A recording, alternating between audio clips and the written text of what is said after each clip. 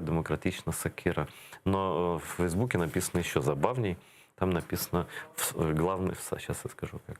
Перший вершник. Да, первый всадник. Да. Это есть всадники апокалипсиса, есть всадники, там, я не знаю, памятники, есть... Это как имеет отношение к апокалипсису, самое прямое. Ага. У нас изначально было 5. Одного мы выделили, Игоря Щедрина выделили в главное, он просто был главный и все, а мы распределились соответственно нашим характерам. Угу. Хорошо, и на ком скачем? На чем скачем? Я лично скачу на ярости. Потому что кроме определенного рода ярости, ненависти Редбула, больше, в принципе, ничего не мотивирует в последнее время. Это Высоцкого, да, это помнишь? И любовь не для нас, верно ведь, что нужно и сейчас ненависть. Но не знаю, не знаю. Меня тоже часто обвиняют в том, что я радикален там, и так далее. Я всем говорю, что, мне кажется, что я такие простые вещи говорю. Называют это радикализм. Но вы, как радикалы, обозначились сами. Потому что не каждая партия называется «Топор». Не каждая. Да, это накладывает определенную ответственность. Топором, сложно, скажем, причесываться или там, я не знаю, чистить карандаши. Он как-то... Почему топор? Я вообще мало знаю, честно. Вот я знаю нескольких людей из вашей организации. Да. Вот вас вижу первый раз. Но я практически ничего не слышал, кроме названия и нескольких людей, которых я воспринимаю со знаком плюс, как, таких, патриотичных людей, которые способны что-то там залепить. Я люблю людей, которые, знаешь, даже если я не согласен в чем-то, но которые могут встать и сказать, да? Не язык в одном месте, да? Это плюс всегда. То, что вы мало про нас знаете, это наша недоработка, мы справимся. Почему топор? Потому что мы искали слово емкое, хлесткое, которое можно одновременно привязать как действительно к чему-то агрессивному, потому что у нас все, что связано с нашими позициями по внешней политике, по России в первую очередь, у нас более чем агрессивная позиция, и слово «мир» там упоминается только после победы. А с другой стороны, топор — это инструмент, а мы считаем себя инструментом в руках наших сторонников, потому что мы не являемся как-то вот этой фигурой на носу корабля, да, которая всегда впереди и которая рассказывает всем остальным, как им правильно жить. Нет. Так как наша партия действительно в реальном времени управляется через приложение плюс-минус, где 10 тысяч наших сторонников нам рассказывают, какое у нас будет руководство в этом году партийное, куда мы идем, как мы относимся к тому или иному стратегическому вопросу, то мы считаем себя действительно инструментом в их руках, а не наоборот. И ко всему прочему, с этим была связана история, когда на заре все же начинается с истории, да, то есть всегда есть история. Не, рассказывай, это интересно. Все мелкие обстоятельства, они, как правило, у нас говорят с самого начала много. в партии был чудесный человек, Анатолий Мазур.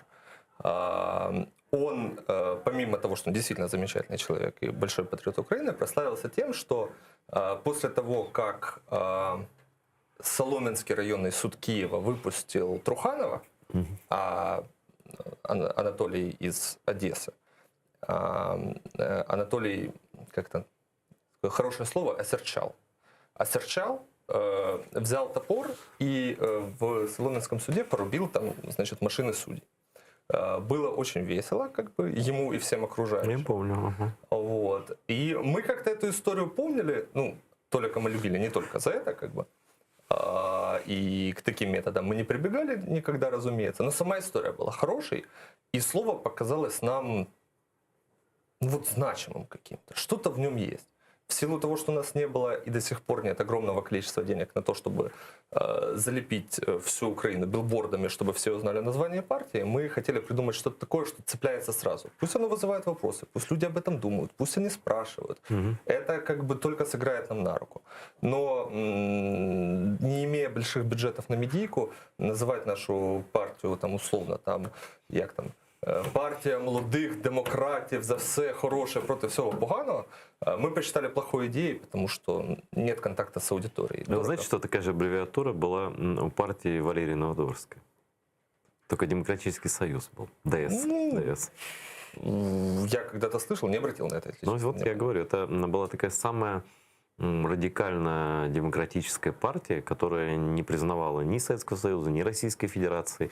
Она это все тюрьмой народов называла. Он Валерий Нет, Ильич. я да. знаком с биографией, конечно. Мгм. Вот, у нее именно была Демократический Союз. Вот. Но она всю жизнь как бы была в России в маргиналитете. А вы себя чувствуете кем? Вот вы же не парламентская партия, да? Нет, не парламентская. Вот. И, наверное, вас кто-то может сказать, вот мы тут в парламенте сидим, а вы маргиналы уличные. Вот, а вы себя кем Конечно, воспринимаете? можно сказать. Ну, как бы так сформулировать помягче. Во-первых, я, наверное, доволен, что мы сейчас в парламенте не сидим, потому что логика политической партии, особенно в Украине, где политические партии имеют обычно 5-летний срок жизни, Мгм. заключается в том, что если у тебя нет инструментов за что-то взяться, поработать, изменить и показать результат, то, скорее всего, в следующей каденции тебя как бы не будет, потому что избиратели спросят, а что ты там делал? И все твои, ну я же хотел, я подавал законопроекты, они, скорее всего, не сработают. Ну а сейчас мы все знаем, что в парламенте как бы зеленое засилье. Да, ну либо дорогу строй в село, да. Либо дорогу строй в село, либо лавочки ставь. Да, как да. бы. Это классика, и с одной стороны, конечно, оппозиция всегда нужна, и сейчас оппозиция много делает в парламенте, но все практически, что она делает, это она срывает чужие игры и чужие планы. А ничего из конструктивного Ну, практически... то есть приходится работать на разрушение. Да. Разрушение это хорошо в данной ситуации, но, во-первых, как бы так сформулировать? Разрушение постоянно радикализирует на самом деле. Это большая проблема. У нас, у одних из немногих, есть действительно достаточно четкая программа, которую мы бы хотели реализовать. Но в оппозиции, опять же, мы занимаем сейчас действительно уличную историю, и справляемся с ней, как мне кажется, хорошо. Какие, чтобы наши зрители знали, не все же живут даже в Киеве, на континентальной Украине, многие в оккупации живут, да?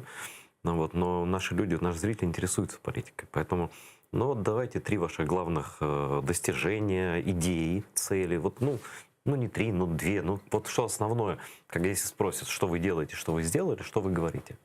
Когда нас спрашивают, что мы сделали, что мы делаем, если мы говорим, знаете, с кем мы говорим? То есть если вот сейчас мы говорим с аудиторией, с широкой, то мы сделали то, чего в Украине никто не делал. И теперь пытаются идти за нами, и мы уверены, что за этим будущее. Мы Что? построили партию, которая финансируется не одним человеком, не 2 людьми, и даже не 3 людьми. Мы построили партию, которая финансируется снизу вверх. Огромным количеством людей. По состоянию на прошлый месяц их было 3240. Это фандрайзинг, можно сказать, да? Да, это фандрайзинг. Это Patreon, это какие-то такие вещи? Нет, это не Patreon.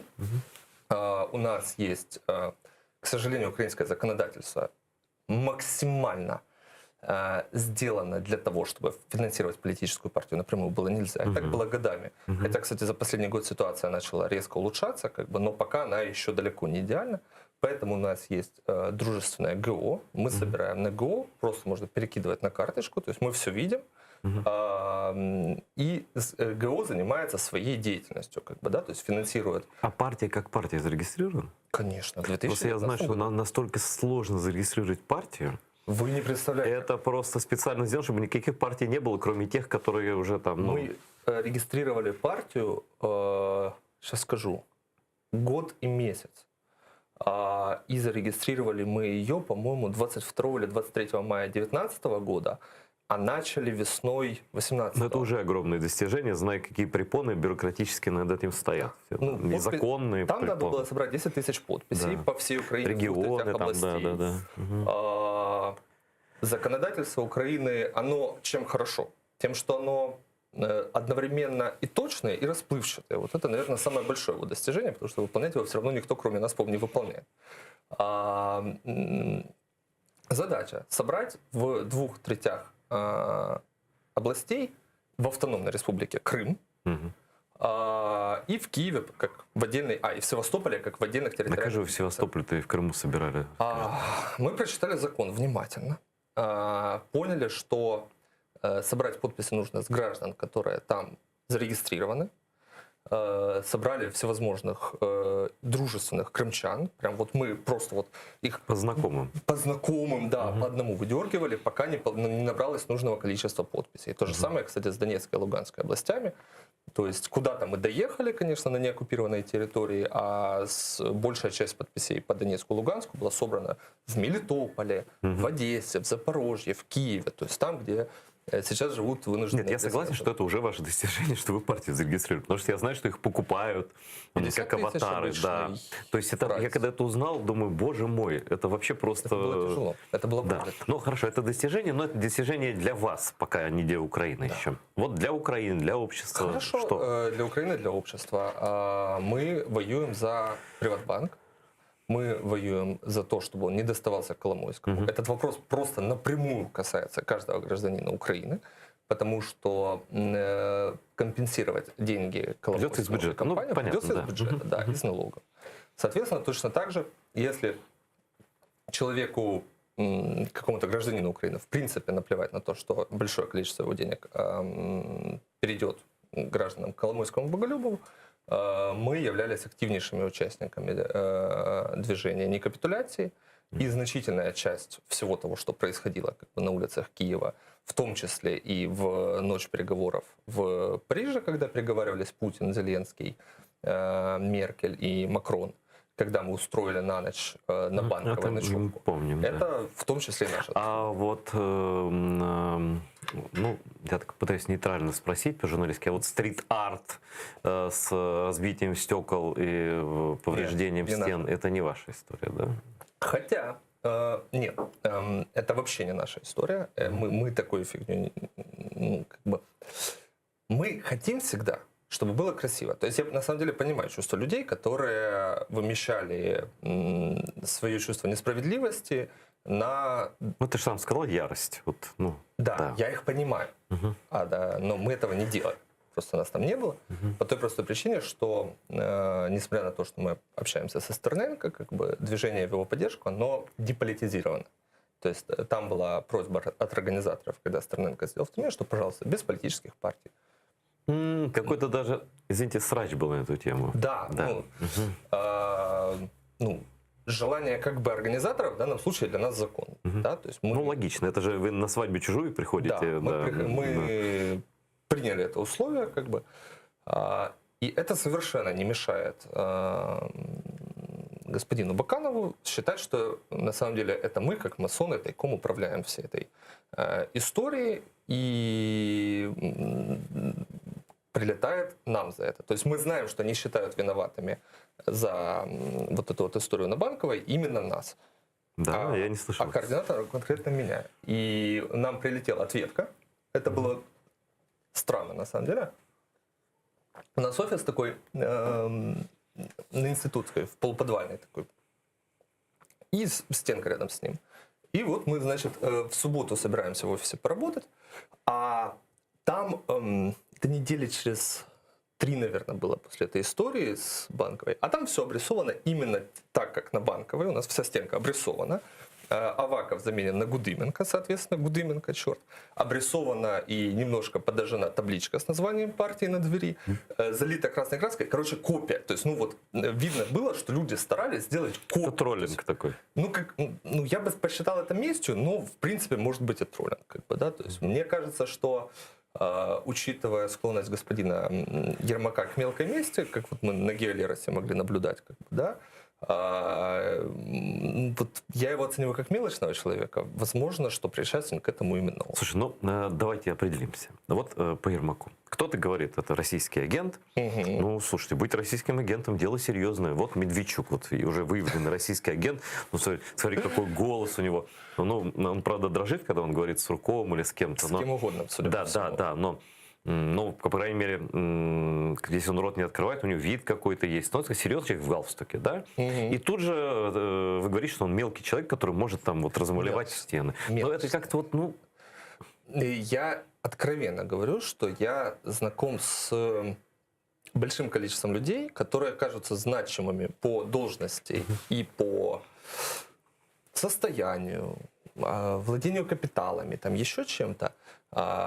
И эти люди бывают мелочные, как мухи, маленькие, неприятные, которых обижает какой-то там комментарий в фейсбучике от совершенно никому неизвестного человека, или там какое-то слово, сказанное вскользь каким-то просто там прохожим. То есть, то есть я наблюдал. Ну, то есть вы говорите о несоответствии масштаба личности, масштабе должности. Я вообще не уверен, что 90% людей своим должностям соответствуют. Как бы, да? С другой стороны, если мы говорим, например, о Ермаке конкретно, то есть, да, с него начался 2 минуты назад разговор, то он-то вообще чем известен? То есть он известен тем, по большому счету, был до прихода Зеленского к власти, что он там какие-то мелкие вопросы решал по киоскам в Киеве, был продюсером. Я бы не сказал, что... Продюсером киосков что-то мне не совпадает. Нет, сначала там была история с киосками, причем она так мелькала еще, можно, если в поисковике так отмотать, как бы, да, то есть поставить условия, там, типа, до 2000, там, по-моему, 2017 года только результаты выдавать, то там видно, там и заказуха по нему какая-то прилетала, вот этот джинса кто-то ставил, потому что, судя по всему, не поделили этот рынок мафов какой-то в Киеве, как бы, да, и там, знаешь, Андрей Ермак плохой. Слушай, ну заказухам верить, про меня пишут такое, Юрий, что я... Конечно, а про себя тоже много я читал, просто, внимание, вопрос, зачем ставить заказуху против обычного телепродюсера и обвинять его в крышевании мафов в Киеве? Значит, необычно. Странновато. Значит, талантливый. Талантливый человек, несомненно. Вот, что хотел уточнить. Вот есть одна претензия к оппозиции, и к парламентской, и к непарламентской, и к любой. Всего одна? Ну, глобально. Даже у меня я даже хотел... Нет, ну, вы-то в процессе, я со стороны смотрю. И я думаю, что у нас во многом оппозиционная политика, я не знаю, может в этом виновато монобольшинство, может в этом виноваты традиции, может в этом виновато что угодно. Вот. Но у нас оппозиционная деятельность часто превращается в хайп. Ну, например, не так давно был случай, вот когда День вышиванки был, и супружеская пара Зеленских, и вот это ворот сдвинут в сторону. Ну, я не против. Я знаю американский юмор, английский юмор. Там такие карикатуры, там такие скетчи, там президента могут так размазать. То есть я не воспринимаю, что это там вот нельзя обижать президента. Ну, можно обижать президента. Любого абсолютно можно, да. Я вырос там на американской культуре журналистской, там сатирической. Все можно, вообще все, да. Но меня немножко коробит то, что все занимались именно этим. То есть там еще и радовались, что вот, ну вот смотрите, прошла пресс-конференция, а вспомнили только косоворотку. Причем, там, или кто-то говорит сковородка, кто-то говорит, что это такая... Неважно.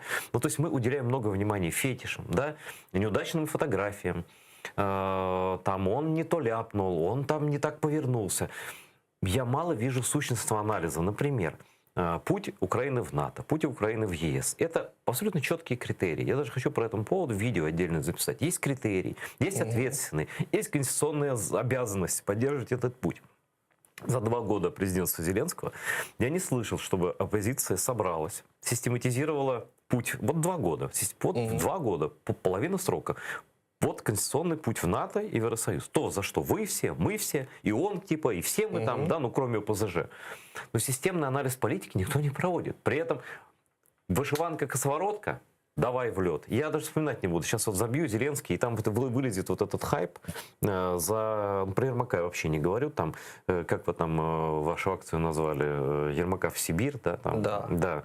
То есть битва лозунгов, битва мемов, депутаты даже занимаются тем, что высмеивают. Но мы же... Вот мы обвиняли 95-й квартал, и, там, и я тоже говорил, там, и все говорили, что вот это там, они лицедеи, там, шутки неудачные вспоминали и так далее. Хотя мне когда-то нравился, потом я не смотрел.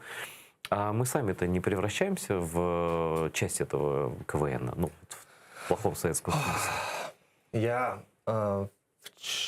Когда я думаю про вообще вот эту вот историю, да, вот этот пример, который был приведен про косоворотку, у меня, откровенно говоря, не было времени и желания на это все реагировать. Вы не писали про это? Нет, я про это не писал. писал. Да ладно, нас двое, что ли, кто про это не писал? Мне приятно увидеться, да. Я вспоминаю при этом всем, это был, по-моему, год 2000, наверное, 12 или 11, когда сюда приезжал, не помню, короче, сюда приезжал Медведев в Киев, встречался с Януковичем, и на Януковича, значит, венок упал. И это было тоже... Это же мем такой. Да, я просто год пытаюсь вспомнить. И обсуждали это тогда вообще все. А то, что тут Янукович с Медведевым обсуждали, тоже никто не вспомнил. Я бы сказал, что превращаемся мы в это или нет, в первую очередь говорит о роли информационной среды, да, то есть соцсетей. Соцсети, они простые, очень простые и понятные. То есть картинка, показали, полайкали, обсудили. Большой сложный текст практически никто не прочитал, не понял, не обсудил. Хотя я действительно знаю и большое количество людей, которые стараются как-то разжевывать вот какие-то сложные вещи. И, если я не ошибаюсь, руху про капитуляции, они довольно системно анализировали вот наш проезд, по-моему, не было, а вот именно вот путь в НАТО, чего нам не хватает, какие законопроекты, какие позиции там. Кто ответственный, да. Какие сроки. И оно, мне кажется, что оно просто не очень заходит. Смотрите, физически. у меня есть такое мнение частное, что если вы, там, Демсакира, условно, ваш вот политический спектр, да, патриотический, который называет себя патриотами, и действительно люди и воевали среди вас, там, и, и ветераны, волонтеры, есть люди, которые сидели в тюрьме, там, еще при Януковиче, то есть это не пустое, это не с улицы, там, собрали, там, людей и сказали, идите туда, в парламент нам, да, хотя и в парламенте есть нормальные люди разные. Хватает. Вот. Но если вы не научитесь подавать свои идеи не в виде уставов партии, не в виде программ партии, а в виде мемов, но не про косоворотку, а содержательных каких-то таких, да, ярких, ваши противники, они более в этом... это их поле. Вот хайп — это на самом деле их поле, а не ваше. А я в этом всем... во-первых, мы умеем. Просто мы знаем, сколько времени на это нужно. Вот мы, когда занимались, например, темой привата, это реально очень сложная тема. Или темой... тут хотя бы всем понятно. У каждого есть карточка привата, и каждый понимает. Да. Там постоянно, там десятки судов, там десятки направлений, там десятки исков. Тут можно классовую ненависть использовать просто. Давай. Я помню, классовую ненависть мы не используем, потому что это... люди все равно не любят частных собственников, олигархов не любят. Да. Люди вообще никого не любят. Мы сопровождали историю с Нафтогазом, с анбандлингом, рассказывали, что это вообще такое. Мы умеем, но это так долго. То есть нас просто физически не хватает на всю эту историю. Это проблема. Мы ее хорошо знаем. Когда у нас есть спец, который сел, потратил, я не знаю, там несколько месяцев жизни, разобрался там вообще, например, в какой-то там банковской истории, да, понял примерно, как оно работает, пообщался с людьми, верифицировал информацию. Он потом, при наличии таланта, разумеется, может это подавать в тексте, в видео, там, в каких-то картинках, подавать это понятно, регулярно, и там через какое-то время народ начинает потихонечку понимать. Мне кажется, Чекалкин это делает достаточно удачно. Чекалкин делает очень зло, удачно. Его, конечно, там не любят оппоненты, но вот как это выглядит, я вижу, что он... Если бы его еще такой, клонировать неоднократно, вот было бы хорошо. А так-то направлений много, и они все сложные практически. У вас молодежь, Чекалкин, человек старой закалки, он с таким сатирическим чувством юмора, он такой, это цельная отдельная личность, да? Но вот у вас там куча молодых людей, плюс-минус, 33 вам, да? Да. И плюс-минус там от 20, наверное, лет и до там 45 примерно основная масса, да? Это немножко иллюзия. Потому что если судить по тем, кто на улице, да. По тем, кто на улице, да. Я бы даже сказал от 30 до 45. То есть где-то вот этот промежуток. А вообще среди всех сторонников, читателей, там аудитории на самом деле больших две. Одна аудитория — это вот эта же самая 30-45, которая еще и на улице регулярно выходит. А другая, и, как мне кажется, по массе ничуть не меньше, по количеству, это, я бы сказал, что это вот... такая советская интеллигенция, постсоветская. У меня это в Ютубе есть видно. Которая имеет, которая советская только по месту рождения фактически, да, а на самом деле это украинские патриоты стопроцентные, которые много выдержанные, конечно, которые росли на Дюма, на Джеки Лондоне, то есть вот это вот все, и которым сейчас там 50-55 Они не смогли когда-то что-то сделать сами, может быть, но... Ну, это я об этом говорить не могу, как бы, потому что я не знаю физически. Но они составляют огромную аудиторию, мы их страшно любим, и они страшно любят нас, и это очень взаимно. Однако разговаривать со всеми приходится, опять же, каждой аудитории нужен свой язык. Мы стараемся как бы разными каналами. Но при этом говорить надо правду. Вот я хочу наконец получить, там, как она будет называться, Демсакира, там еще как-нибудь. Ну, хотя бы одну партию, которая не будет популистской. Пусть она проиграет еще две каденции.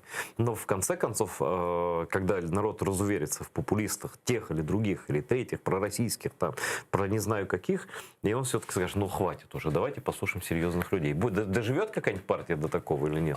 Дело вот в чем. Вот мы внутри себя, у нас вообще блок на популизм. Нас он бесит. И на вождизм тоже?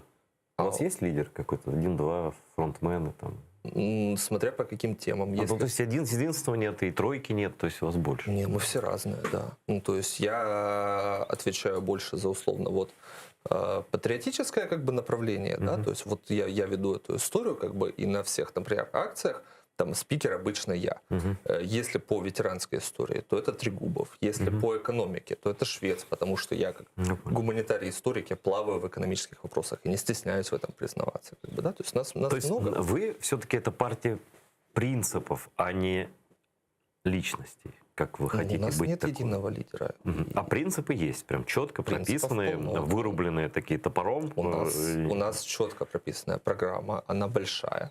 Она несовершенна, потому что мы стараемся, чтобы помимо общепонятных вещей, да, чтобы каждую профильную программу писал хороший специалист, который готов потом ее сопровождать, менять, потому что, ну вот, условно, там экономическая там, или финансовая часть, да, она же постоянно меняется. То есть общие требования остаются, но законодательство меняется чуть ли не каждый... Не, ну детали не будем, понятно, да? Да, программа у нас есть, она четко написанная, у нас праволиберальная партия. Праволиберальная. Ну, сравните с кем-нибудь себя. Там, не знаю, Маргарет Тэтчер, там, не знаю, Гельмут Коль, это политики моей юности, но сравните с кем вам удобно. Кумиры, образцы, я не знаю, там, ну, от Андрея Сахарова, там, я не знаю, до Нельсона Манделы. Сахаров вообще сюда никак не ложится. Я бы сказал, что стопроцентные все политики, праволибералы, остались в веке в 19-20, европейские как минимум, потому что правый либерализм только в Восточной Европе, в славянских языках, называется правым, чтобы отличать его от левого. А вообще во всем мире это классический либерализм, и он даже не требует приставки никакой. Ну, классический либерализм, 19 век, пожалуйста. Я бы сказал, что праволиберальное государство пытались построить Ататюрк.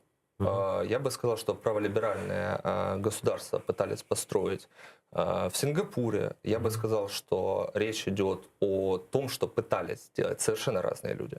В Китайской республике безнародной. Я понял, ну Тайвань, да, в итоге. Я бы сказал, что значительное количество американских президентов таковыми было.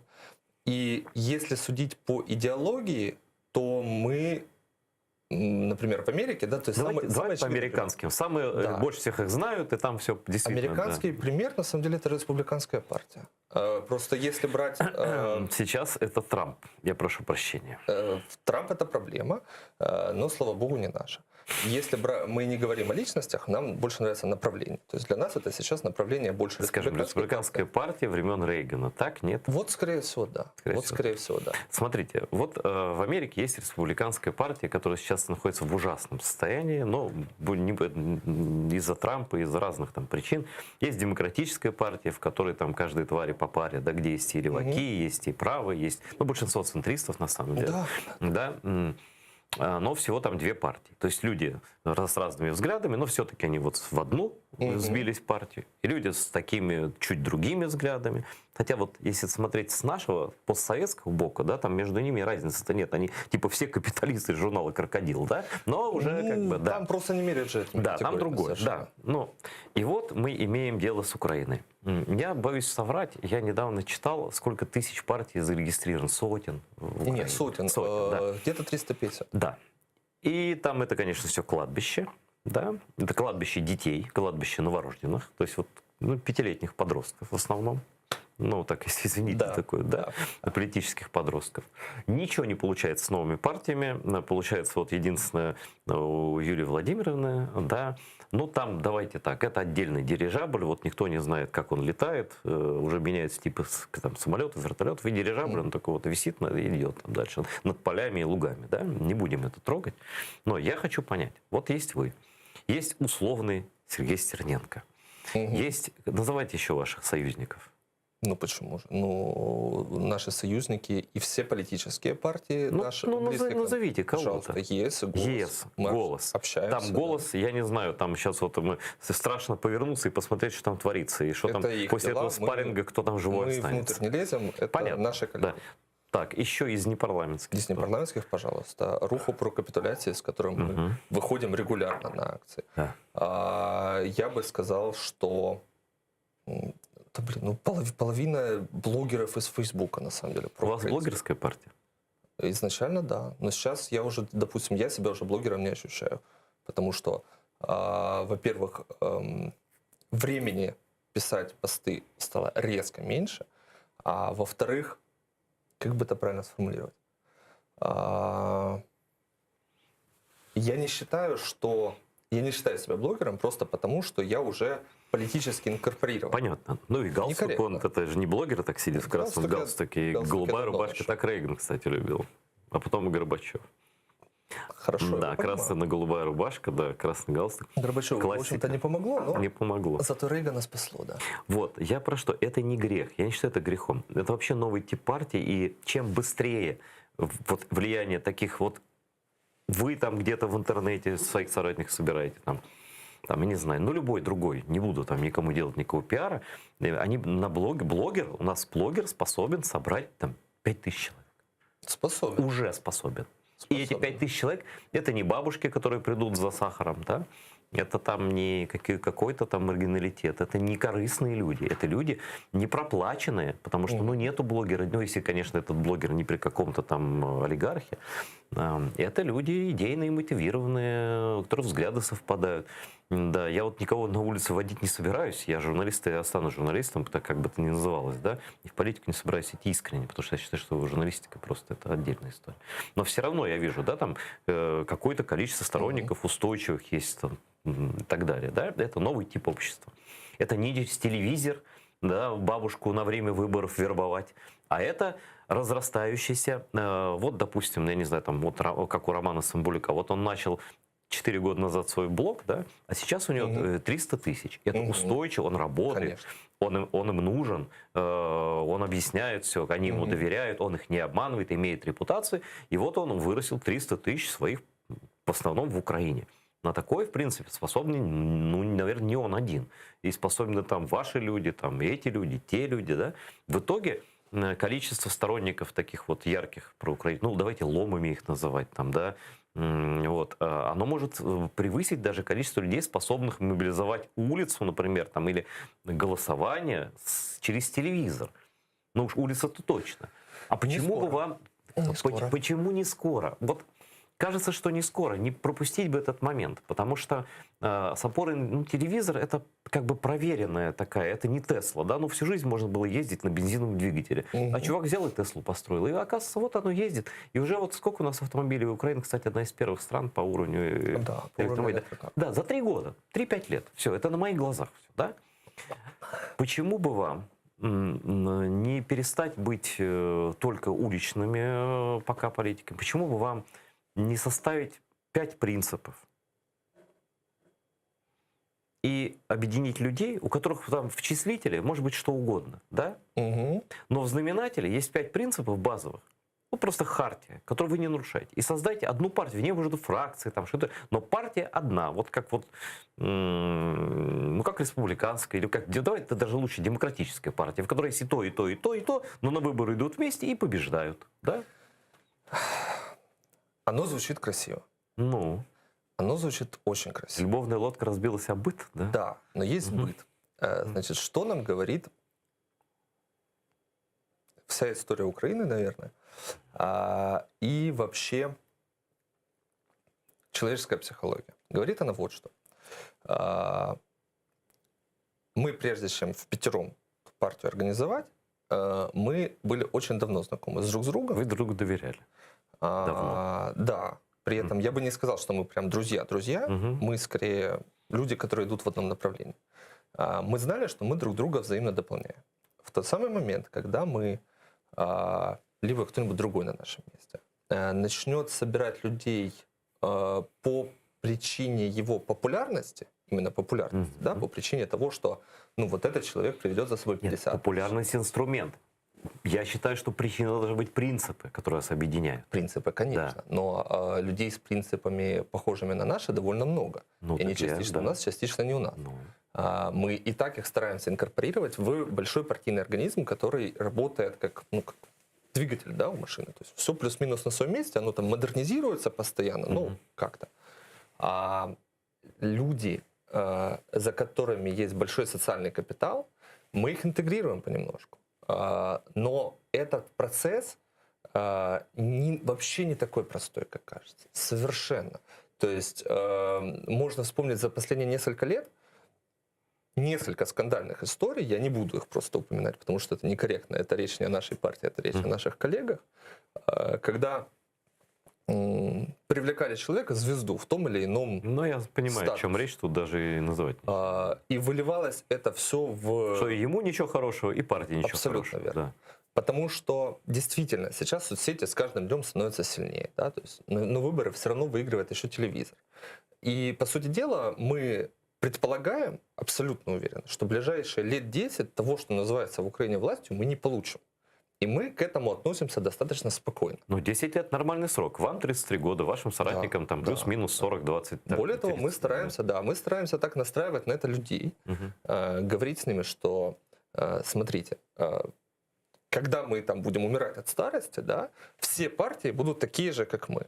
Но сейчас есть проблема, да, проблема там с телевизором, потому что он принадлежит отдельным людям. Правильно, но есть, смотрите, и когда у кого-то есть танк, то у тебя есть бутылка с зажигательной смесью, да, то есть есть, скажем, асимметричное оружие, да, всегда. Конечно. Вот, у вас нет доступа там на канал, но у вас есть, допустим, возможность вывести молодых и там не последних людей там в какой-то точке собрать на улице, что, собрать соратников каких-то еще.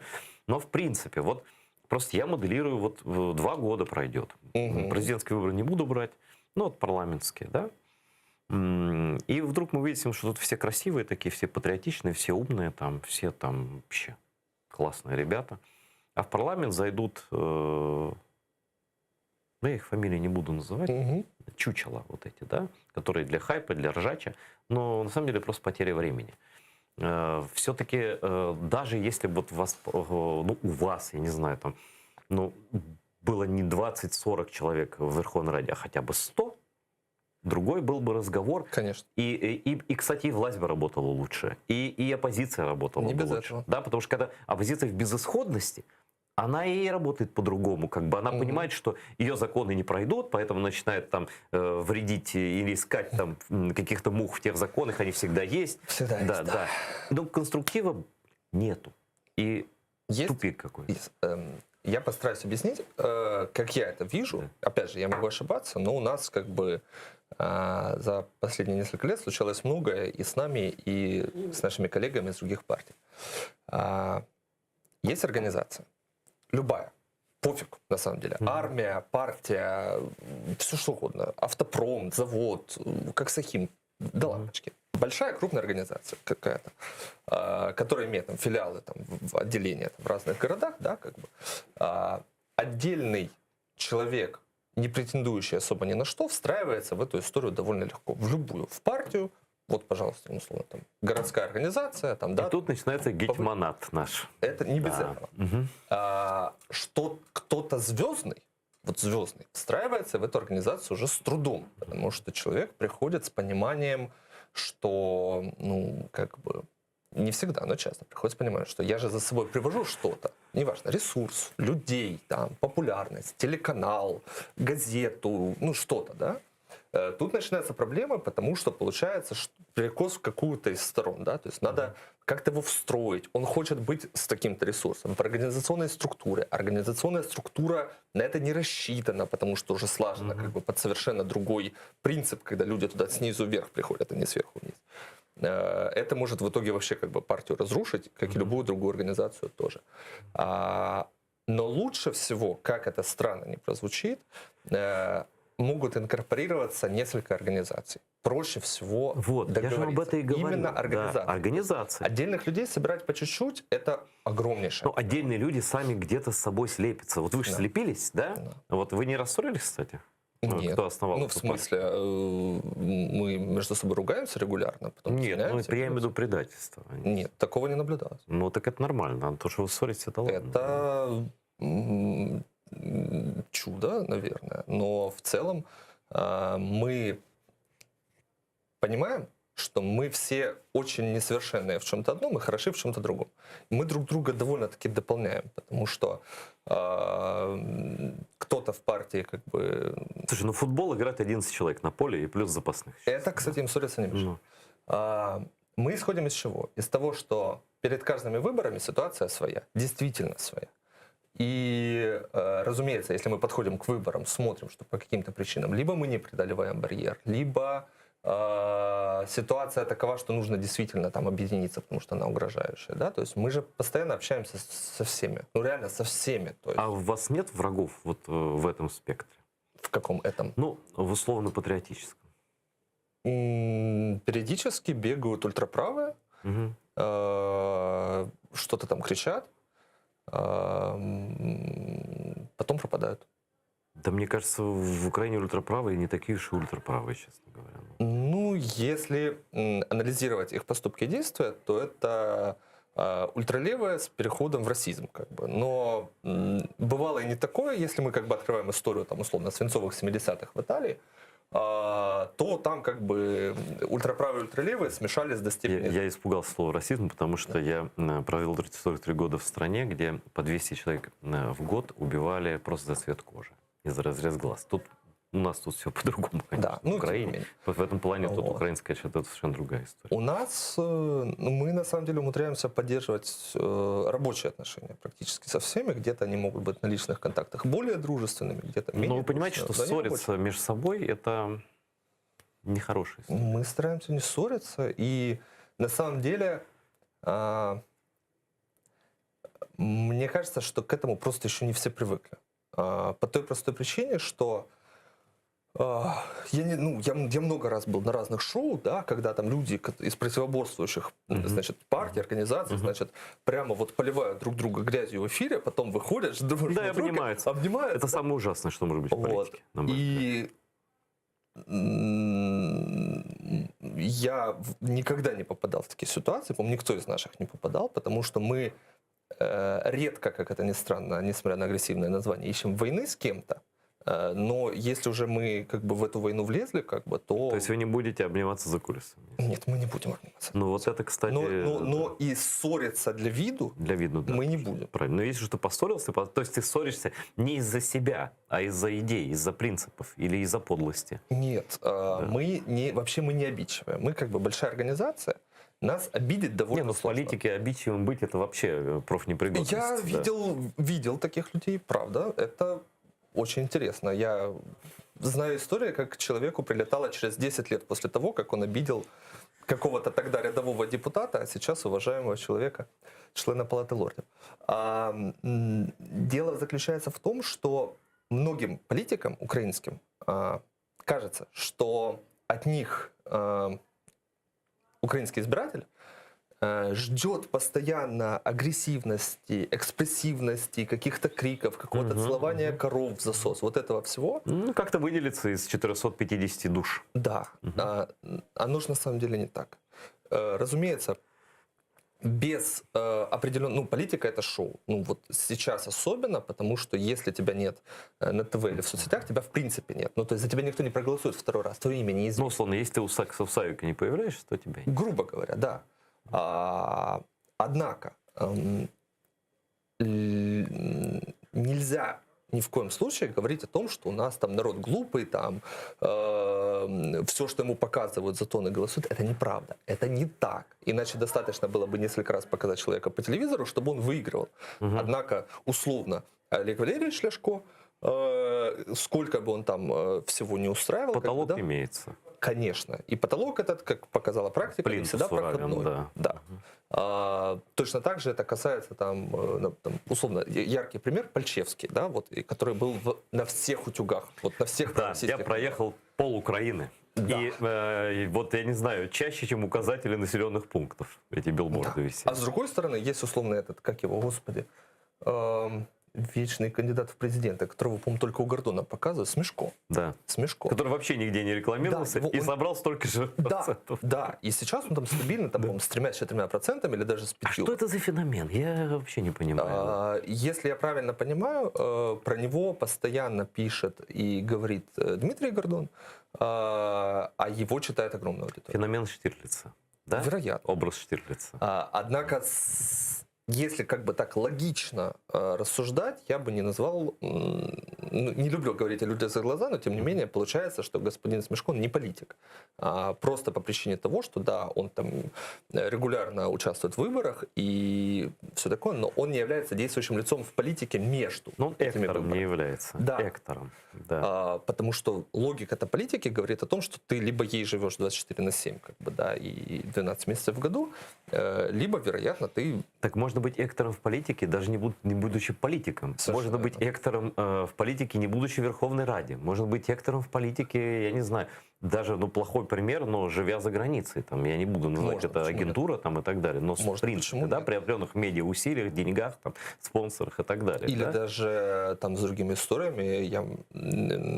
Можно вспомнить пример Турции, например, где один из самых влиятельных людей — это человек, который живет за границей. Как бы, да? То есть, но не знаю, насколько он влиятельный, но Эрдоган с ним сильно борется. Да, то есть это же, логика говорит о том, что борются это только с тем, кто что-то представляет угрозу. Да, что представляет угрозу.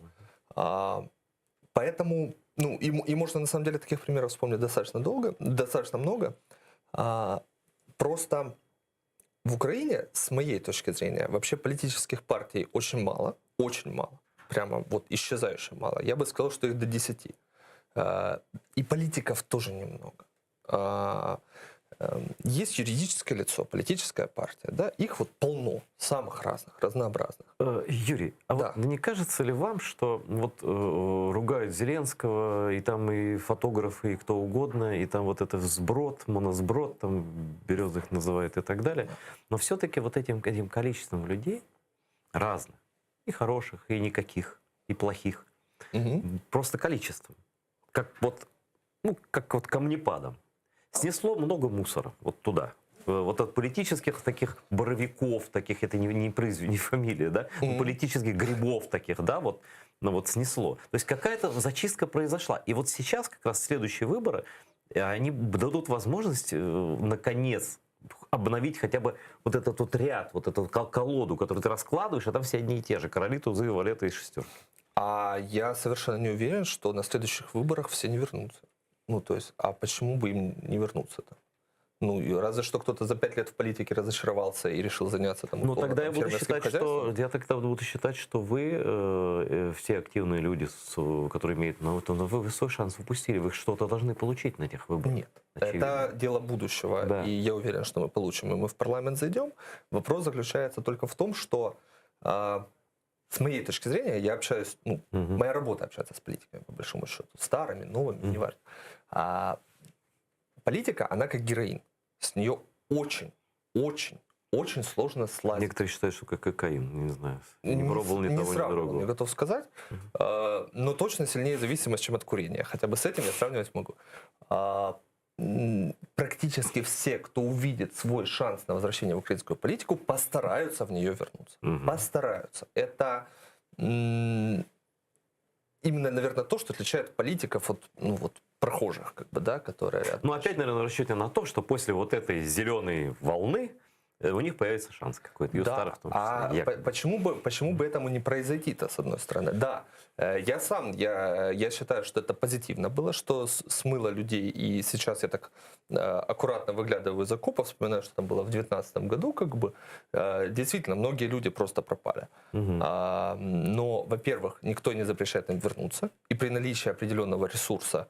Нет, реванш возможен в любом случае. Да. Конечно, И то, что вы против реванша, это абсолютно правильно. И тут с какой стороны не смотри, вопросов тут никаких не возникает. А знаете, как по-крымски будет сокира? Нет. Болта. Стоп. Я когда-то пытался выучить на разных языках мира. Ну вот Классно. на разных языках мира вы можете не учить, а вот на языке коренного народа Крыма Да, я вам запомню. рекомендовал и даже эмблему сделать. Это просто все любые партии должны документы выпускать тоже на языке коренного народа. Справедливо. Справедливо? Конечно. Это тоже политическая культура. Она, понятно, что крымлы не решают исход выборов, тем более находясь в оккупации. А это не важно. Но это уважение к себе и к стране. Для нас вообще это совершенно не важно, потому что речь идет действительно о коренном народе Украины. А во-вторых, мы постоянно поддерживаем этот народ, как бы, который... То есть вы полностью за крымских татар? Да, а почему нет? Ну, Я спрашиваю. Нет, это очевидно, как бы. Ну, с нашей точки зрения вообще, мы тщательно отслеживаем то, что происходит. У нас есть много крымских татар в партии, на самом деле. И среди доноров, и среди активистов их приличное количество. И они отслеживают события в Крыму, и иногда просто вынуждают нас, на самом деле, потому что мы можем упустить что-то. Ну, то есть, понятно, здесь не все во все погружены, понятно. И они просто вот берут нас за глотку и говорят: слушайте, там происходит, вообще беда. Давайте, надо об этом написать. Мы киваем, берем, анализируем, пишем, выдаем, как бы, да, и как минимум больше людей узнает о том, что там происходит. Но это, я считаю, что вообще, если политик любой, он обязан реагировать на все. Он должен давать оценку любому политическому событию. Увы. Чтобы человек может и согласиться, и поставить себя, сказать: я с ним согласен, он мою точку зрения озвучил. Это, кстати, способ привлечения сторонников, да? Или сказать: нет, он мне не годится, такой политик, и так далее. У нас, к сожалению, программа такая большая, но подошла к концу. Уже? Да, Юрий, спасибо, что быстро пришли. прилетело. Да. Я желаю всем молодым политикам не пророссийского плана добиваться успехов, объединяться и работать на возвращение Крыма в Украину, потому что без Украины, без Крыма Украины не будет, конечно, как и наоборот. Я согласен. Спасибо. Спасибо.